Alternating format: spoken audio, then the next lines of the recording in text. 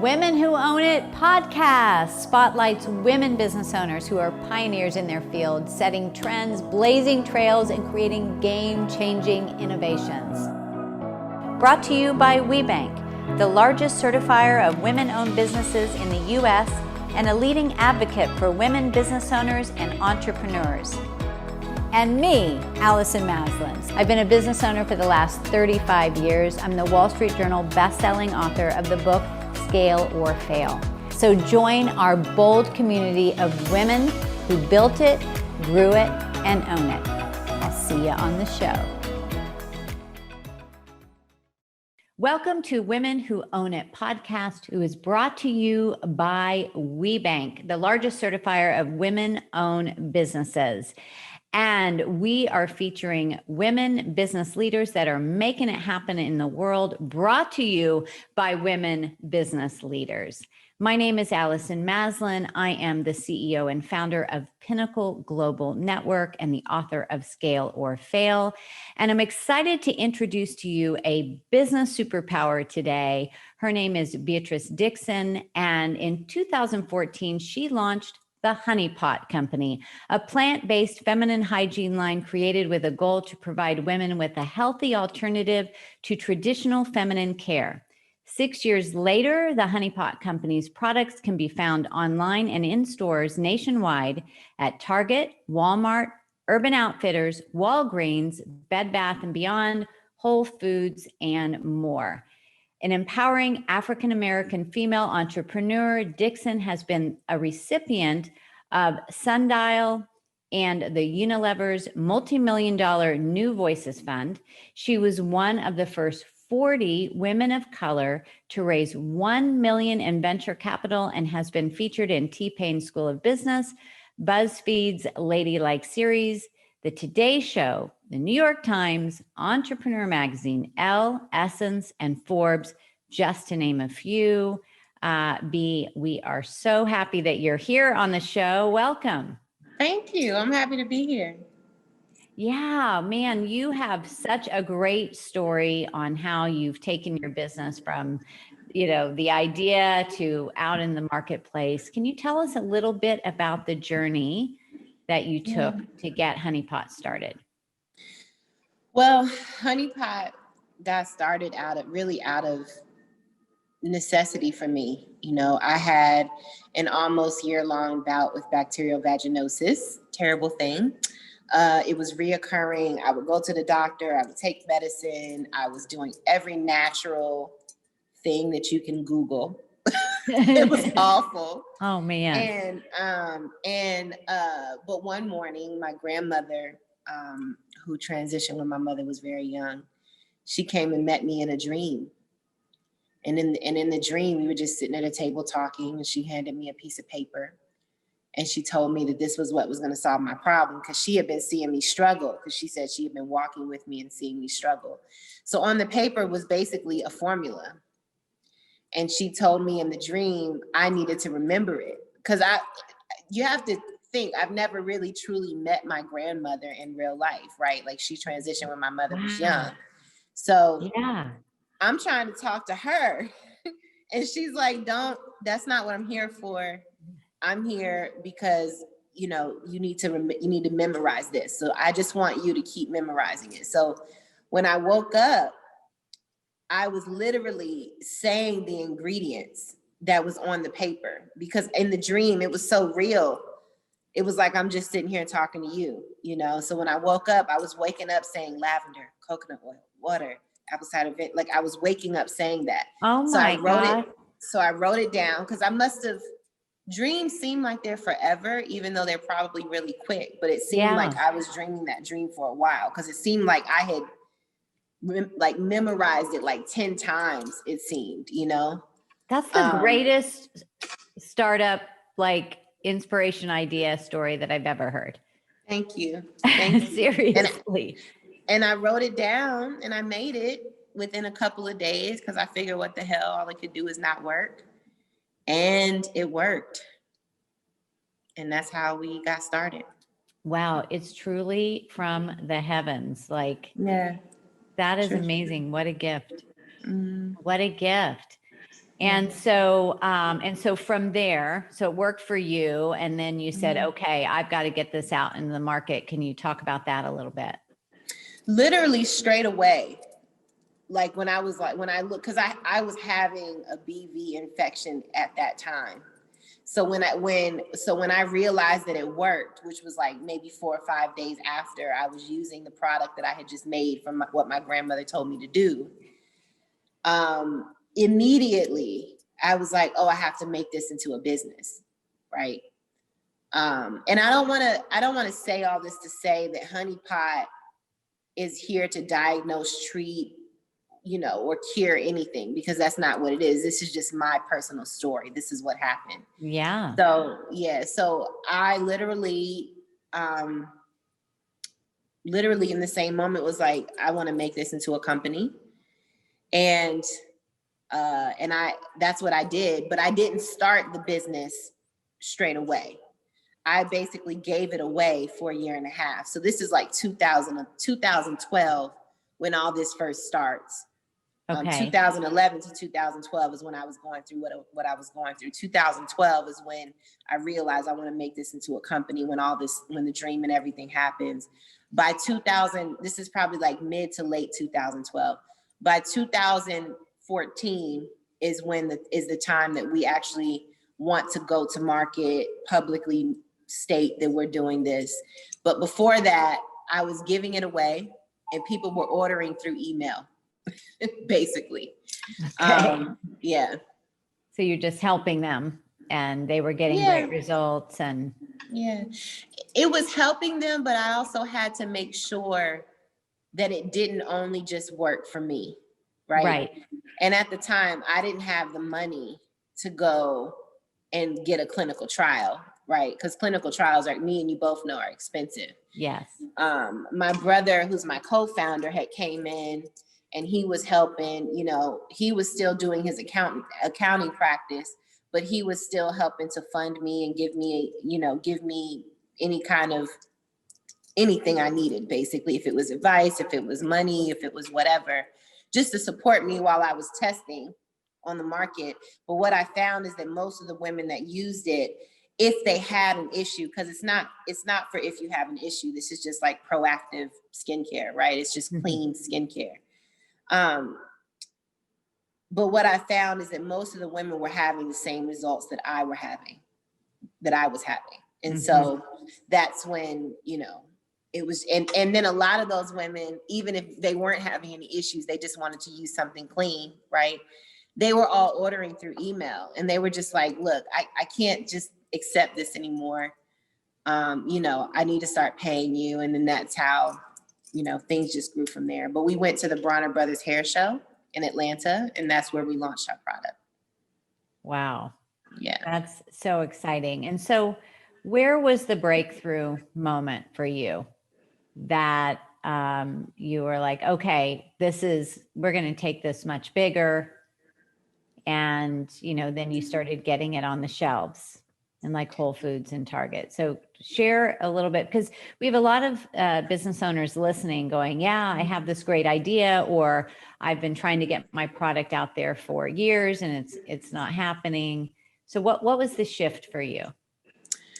I mean, the shift for me was, okay, so when we went to the Bronner Brothers Hair Show, I basically got on my hands and knees and begged my brother, because he's like, B, I don't know anything about the product business. I don't know anything about feminine care products, right? So he just did not feel comfortable doing it. And I got on my hands and knees and I told him, if we go to this show, which is basically an expo, and we don't do well, right, I will never ask you for anything ever again. But if we do well, then I'm doing this, right? And I'm like, and I'm gonna need you to be here to help me do this. And he agreed. Obviously it went really well. We sold 600 bottles in just a weekend. Wow. So we were averaging 200 or so bottles a day over a 3-day period. And for me, it was that moment. That was the moment that I decided, this is what I'm doing. Like, this is my life's work. And what did you feel inside, B? Because that must have been to have this dream and then it worked for you and then some friends. And then it's like, whoa, like, what did you feel inside that you said, oh, this has to happen? Sure. I felt sure, and I felt confident. Yeah. And I just felt, I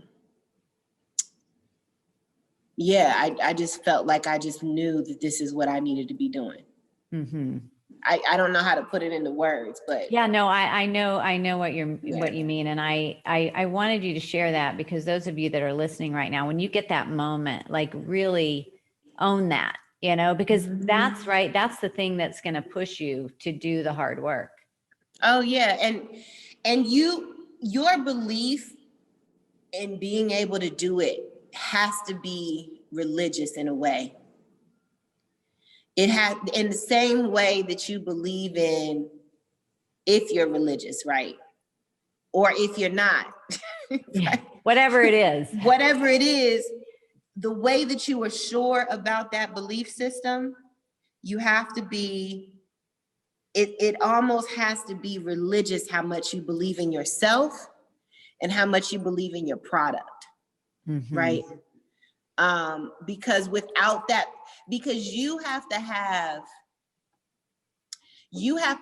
faith when nobody does, when in fact the world thinks you shouldn't. You have to know that it's gonna work out even when everybody's telling you no, right? Like when you're raising money and like when we were raising money, especially our first raise, we were raising money to pay bills that were due. You understand what I'm saying? Yeah. And so, Yes. And when you are, the pressure on that, it's like being inside of a pressure cooker, because there's no other way. It has to work, Yeah, So- there's no alternative. And that's that conviction, it's like, it's gonna happen, It has to. Yeah. Yeah. I love that. I love that. And so with that conviction, you were able to get it into these stores. What was that experience like for you? What do you think was the secret for you to get into Whole Foods, Target, and so forth? You know what's crazy? Like when I think back to that dream, and my grandmother told me that she was walking with me and saw me struggling and basically came in the dream, like, let me just help her out, because she obviously doesn't know what she's doing, Everything that I've ever done in my life has prepared me for this moment. I was a pharmacy technician for 10 years. The last job I ever had in pharmacy, I worked at Piedmont Hospital at an oncology lab in their IV rooms. So, and I've worked in all different types of pharmacy. So when you're filling an IV before it goes up to the floor in a hospital, it's the pharmacy technician that's putting that equation together, doing all that, putting the syringe, the medicine, and the bag, the IV bag, in front of the pharmacist, for them to sign off and say yes. I was a certified pharmacy technician for years. What that did is that helped me understand the math on how do you formulate something, right? Yeah. I left that, and then I got tired of being in that kind of environment. It just didn't feel right for me. I wanted to go to school to be a doctor, but then I realized that I didn't want to practice that kind of healing medicine. I wanted to practice a different type of healing medicine in a way. And I guess in a way I do. Yes. So when I left there, I started a cleaning business. That taught me how to be an entrepreneur. Okay. Got tired of cleaning people's houses because I didn't make money unless I cleaned, right? That's what the service business, you got to do a service before you get your money. I didn't want to do that anymore because I just didn't want to have to make money that way. It felt a bit like slavery for me. I just didn't love it, I left that and I went to work at Whole Foods. This is when Whole Foods was like, it was like it may still be, but I can only speak to when I was there. It was just one of the best places to work. They sent us on health immersions. They taught you about food, about diet, about eating. I mean, I went to the Dr. McDougall's health immersion in like San Diego for like almost a week. And they taught me how to eat and how to prepare food. You know, it was crazy. That's awesome. But the other thing that it taught me working at Whole Foods, right, was it taught me how to take care of customers. Right. From there, I went to be a broker. That taught me how to talk to a buyer. Wow. From Look there, at all of the education that was leading you to this, and your grandmother and everything. That's amazing. Yes, it's crazy. And then I went to be an area sales manager for a startup. That taught me how to work at a startup. And that because from Whole Foods on, you have to realize I was still doing honey pot. I just also had a job, right? So, you know, so yeah, like it was,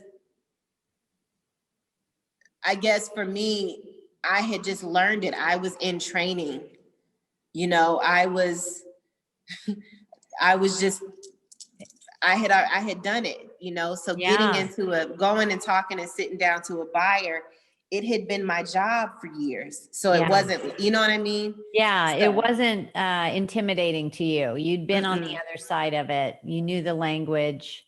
Yep, I knew how to talk to them. I knew how to get, like, one of the tricks to getting a product on a retailer, on the shelf at a retailer, especially if it's not a huge one where you can actually walk into the store and put it on the shelf, right? In a natural food store. Yes. One of the hacks is just to tell them, I'm gonna give it to you for free. So I would give them 3 bottles or 6 bottles for free. And I would tell them, if it sells, then that's when you reorder from me. If it doesn't, then you didn't lose anything. Yeah. Oh, you know? That is great. Thank you for that tip.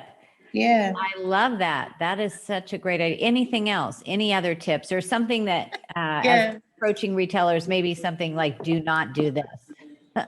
Never, if it's a small retailer, right? If this is where you're starting off, I'll tell you a big retailer in a second. But if it's a small retailer, never just walk into the store. Always call the store and say, hey, store, whatever, this is my name. This is the company that I do. If you make skincare, then you want to say, I want to talk to the body care department. And then you get on the phone and you ask for the buyer, and then you ask them, can you make an appointment to talk to them, right? And then you go in and talk. Don't ever just show up, right? It's better to call and make an appointment. And then the other thing, with big retailers, it's almost important, depending on what you're doing. And first off, don't think that you need to just go right into volume retail. You kind of want to be ready for that. You need to have you need to have access to some cash, right? You need to understand your operations. So I don't think that you should go into retail until your business has made it to over $250,000. Yeah, that's a great tip. You really need to have your systems down, because nothing would be worse if you got an order and you can't fulfill it. Yeah, and you need to understand how to deal with it. You have to, before going into volume retail, it's really important. Some people have their own manufacturing and they do that, right? And I'm not telling you not to do that. The only thing is, if volume retail is your play, right? And if you have a brand, it's really important for you to be able to grow your brand. If you have a brand and you do your own manufacturing, you have 2 businesses. You have a brand that you got to grow, and you have a manufacturing facility that you have to run, right? Good point. Good point. Like for me, what I would recommend that you do is you find contract manufacturers to make your product for you, give you a really great price. That's their business. That's all they do. They're not trying to be you. They are trying to be what they do. Mm-hmm. A lot of people get afraid of contract manufacturers because they don't want to sell their formula, because they think the CM is going to take it from them. But That's what contracts are for and NDAs are for, right? Like, yes. And not only that, manufacturing is their business model. That's how they make their money. If they wanted to be a brand, they would just go out and do it, right? So, yeah. I think that it's important to at least have made $250,000 because you really need to understand how to manage a supply chain before you go into retail. You gotta know, okay, this is the threshold when I need to order more product, right? These are my manufacturers. These are my lead times. These are the trucking companies that I'm using, right? You have to have an internal operations team. You need your operations and your finances are of major importance when you're thinking about going into retail. Your finance and your ops team, really, and your sales team, which can be one person, but those are the most pivotal parts of your business when you want to scale in retail. This is just great. Such great Yeah. advice. Now, do you think it's better to have, while you're sharing this great advice, and I know these are the questions that a lot of listeners have, is it better to have an in-house salesperson or sales team or an outside distributor that the retailers are used to working with? You need both. Our vice president of sales, Kelly Bottenfield, she's been doing this. She's like a 20-year veteran. Her and I actually used to work together at the company before I stopped my last job, like the company that I worked at. She was my boss at my last job. And I always told her, I want you, like, I want to bring you with me, but I could never do it until I could pay her what she was worth, right? The reason why it's important to have an internal vice president of sales when you're ready, right? Because even if it starts off on the lower side, it's still a 6-figure salary, right? There's just no way around it. You can get it for high 5 figures, right? But that is a salaried position, and if the person's good, meaning they have experience working with Target, with Walmart, with Walgreens, with CVS, with all the big guys, which is why you pay somebody to be in that position, is because they have experience in sales and they know how to manage a broker network. That is massively important. Mm-hmm. You need somebody on your team that understands how to manage a broker network, which is what you were just talking about, because they are going to know how to set those brokers up for success. They're going to know how to sell them our product. They're going to have our best interest at heart, while the broker may be working for 100 brands, right? Yeah. So I think that you need both. Yeah, that's such great advice. Because I think a lot of business owners, especially when they're starting out, or even well into the 6 figures, they're still trying to be the brand, manage the sales too, and that means there's hardly any sales because there's only so much time in the day. Smart to bring in somebody who, once you were able to, somebody that already had the experience, the network. You had, but that's what you pay them for.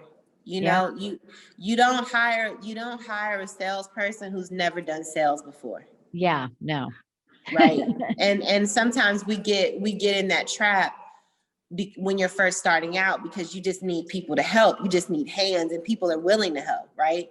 Right. But the thing that'll catch you up is if the person that you've hired does not know how to do the job, you're just paying them money and it's just going down the drain, right? You don't pay somebody that type of a salary to learn on the job. You pay somebody that type of salary because they can teach you what they know on the job, and they can execute that job properly. Yeah. Well, there's a saying is, the goal is to be the dumbest one in the room. Right. And what that means is hire experts, Exactly. people that know their stuff. Right. So I love that. So what were some of the biggest challenges for you in scaling your company from, startup to a bigger enterprise? I mean, I get asked this question all the time. you know, and I know everything that we do is a challenge, right? I mean, we literally pull things out of thin air every day. every day and make them a reality, right? So sure, I could list out a list of things that were challenging and difficult, but the fact of the matter is, I'm up for the challenge. Oh, I love it. Whatever it is, I'm here for it, right? Like bring it, you know? Bring it, yeah. Because when you decide to take this path, you got to be a little crazy, you know? You got to be, you can't think like everybody else. You have to have this higher level of thinking and navigating, and you have to be able to see things 20 steps ahead, you know? You don't have to be the expert at it, but somehow you become an expert at things that you don't even know that you knew, because your head is so in the game. Yes. Right? When your head is in the game and you're giving this everything you got, whatever the challenge is, you're going to be up for it, you know? Yeah. You know, I always say, once you decide, Yep. once you decide, it's just going to happen, and you will find a way. If you're convicted, like you talked about earlier, there's always an answer. There's always Always an answer. I think a lot of times people get hit with, well, they said no, or they said, I'm like, well, no just means that means another way around, right? Exactly. No just means I need to find another way around, or I just need to go talk to somebody else, right? Yeah. If it's a no for you and it's like a real no, cool. Next, right? Next. Yep. Exactly. Now, you were as you said, you were working another job while you were getting this business. So what is your advice to people that they want to take that leap? How long do you continue on the side hustle? Do you think that you should have left your job sooner? Like what would you say to somebody that's in that position? I don't think that you should leave your job to work your business full time until your business can run without being affected and pay you the salary that you're making or better. Because one thing's for sure, whatever can happen that is completely unplanned, you make plans, but the plan never goes to plan. Never, ever, ever, ever. So your business has to be for 6 months or more able to take care of itself, right? And if you added your salary on top of it, your business would still be fine. Yeah. I don't think that, because I think if you start taking money out of your business for you, you're taking food out of your business's mouth that it needs. Businesses need capital, man. That's for sure. Yeah. You know? And so me and my crew, especially like me, Simon, Linda, Antoinette, we did not, well, Antoinette had a salary. She was the only one that got paid. But we did not start getting paid, me, till late 2017. The rest of the team from 2018 on. So me and my brother have been working since 2012, never taking any money from Honey Pot. Yeah. All the way up to 2017. Because so that's how long it takes, man. Yeah, it does.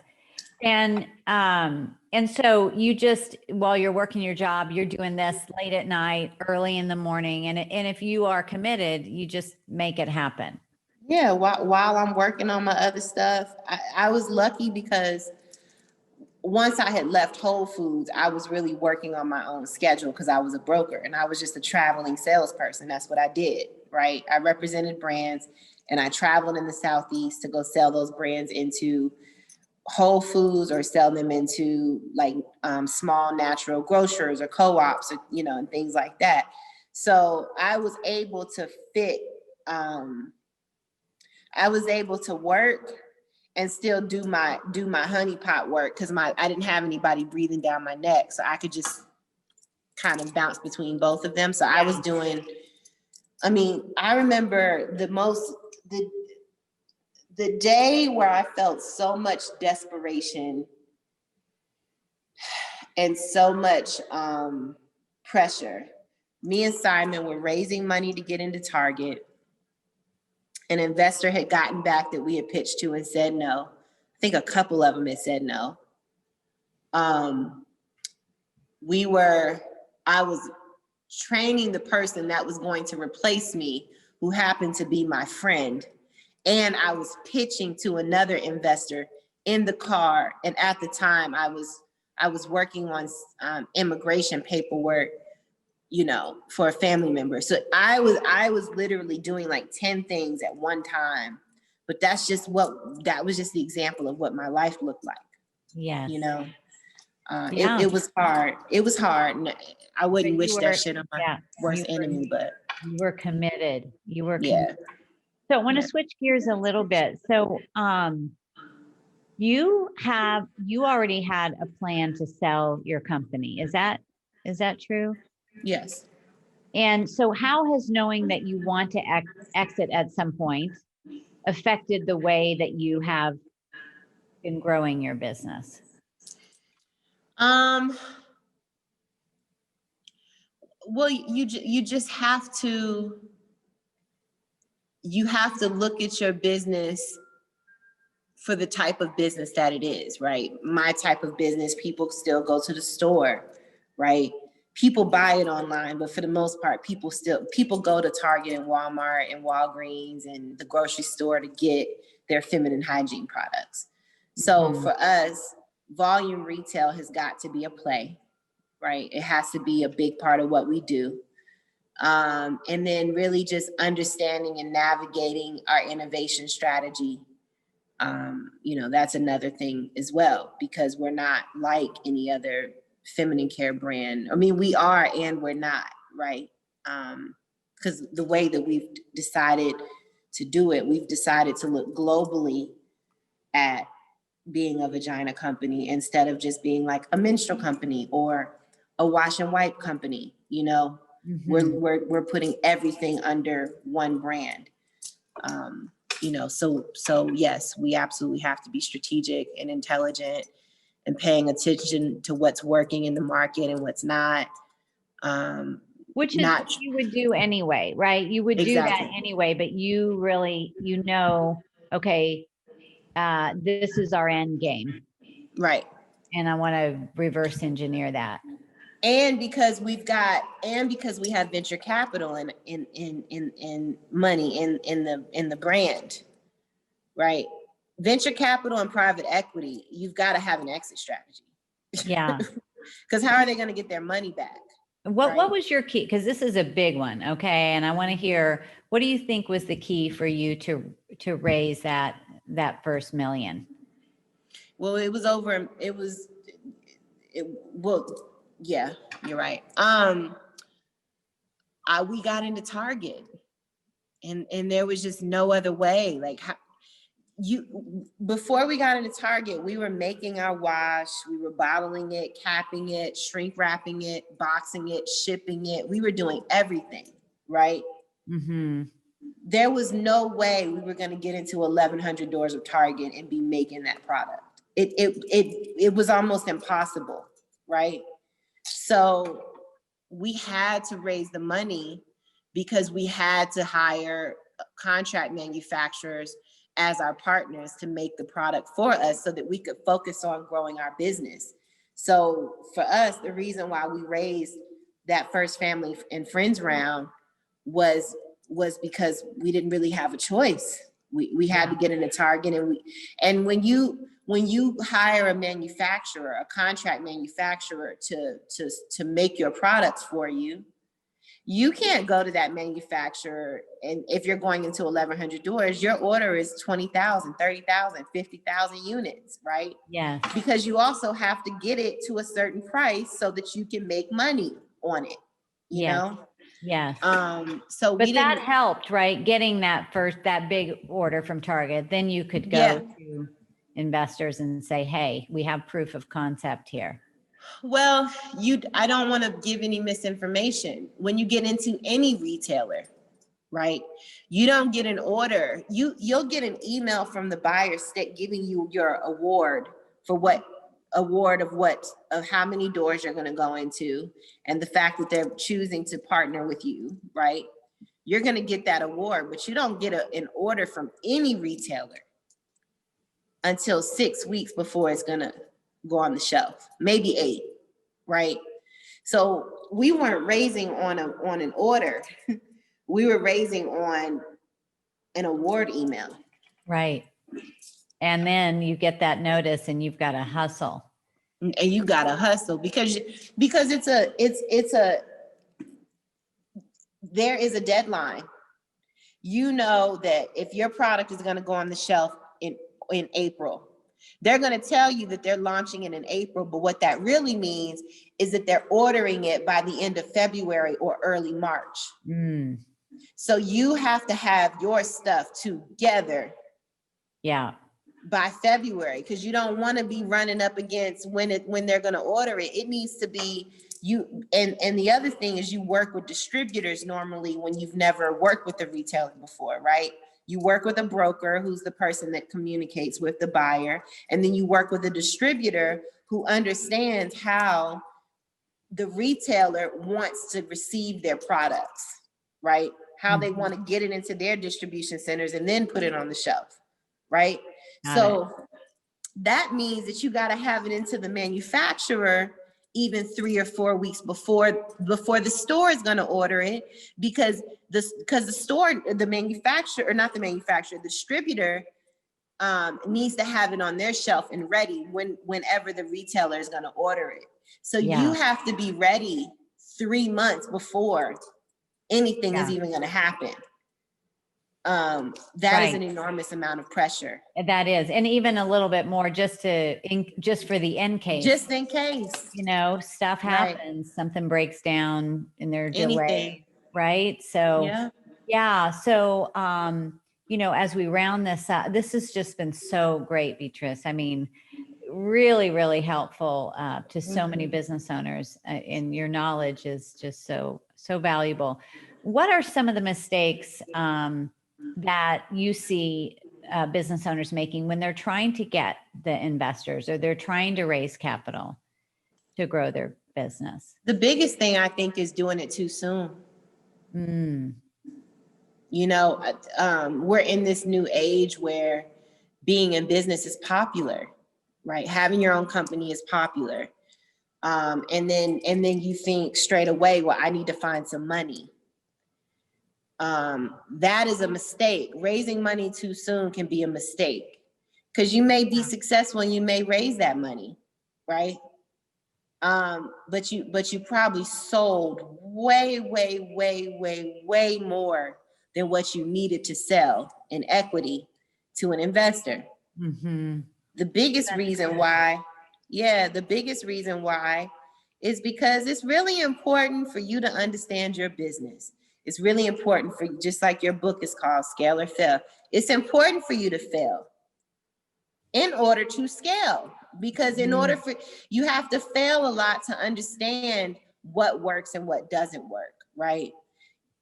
It's not really a good idea, in my opinion, to raise money in a business where you don't even understand it yet. You haven't even worked it. You don't even know how the market is gonna, you know? This is so, you're preaching to the choir here. Like, this is so, I say this all the time, because what happens is, and tell me if you see this, is that business owners get, they get a bunch of money. They don't know how to run their business. They make all kinds of mistakes, and then the money's gone. And they haven't even gotten off the ground yet, because they didn't have their systems or their people, their processes. And not only are you going to feel bad because your business isn't doing good, but you're also going to have to figure out how to sleep at night, because sure, every investor knows it's a gamble, right? Nothing is etched in stone. However, If you raise money and you didn't even understand how to do your business, that means you just wasted somebody's hard-earned money. Mm-hmm. This money doesn't just grow on trees. This money comes from like high net worth individuals who may have had to work their ass off to make that money. Yes. You understand what I'm saying? Yeah. Thank you for saying that, because I think there's this idea of, oh, it's just no big deal. Nah, it's a risk, huge not deal. mine. It is. Because the moment you bring in somebody's money, look, sure, I want Honey Pot to be absurdly successful for my benefit. But my benefit is not, I'm like last in line. I gotta make sure my investors come, their interests come before mine do. Right? Yeah. The people that have worked here from the start, who didn't make any money for years. Yeah. I don't take that lightly, right? Yeah. No, I mean, thank you for sharing that. Not many people talk about that. Yeah. And I think that's so important. So thanks for sharing that.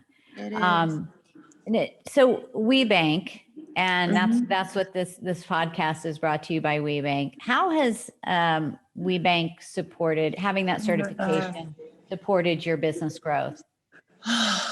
It has supported us in retail a lot.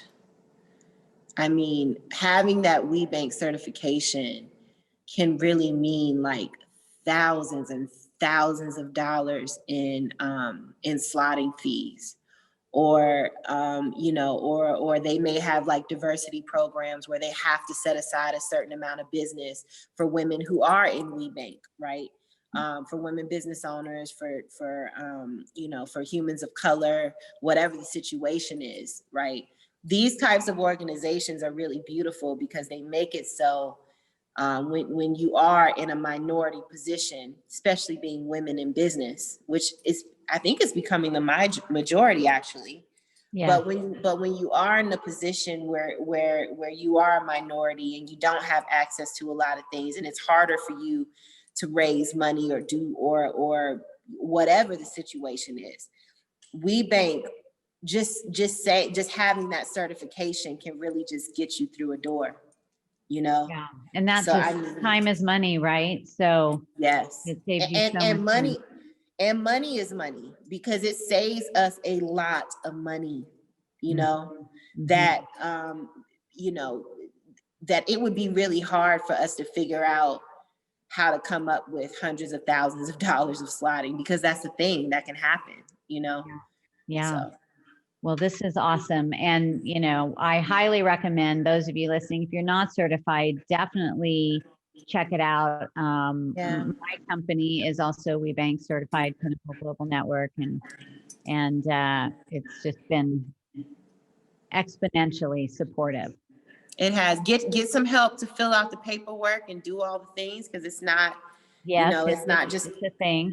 It's not just cut and dry, and you really don't want to go at that paperwork without really truly taking it serious, because this is a major organization. So if you don't understand it, get somebody that understands it to help you. This is one of those moments where you hire an expert if you can.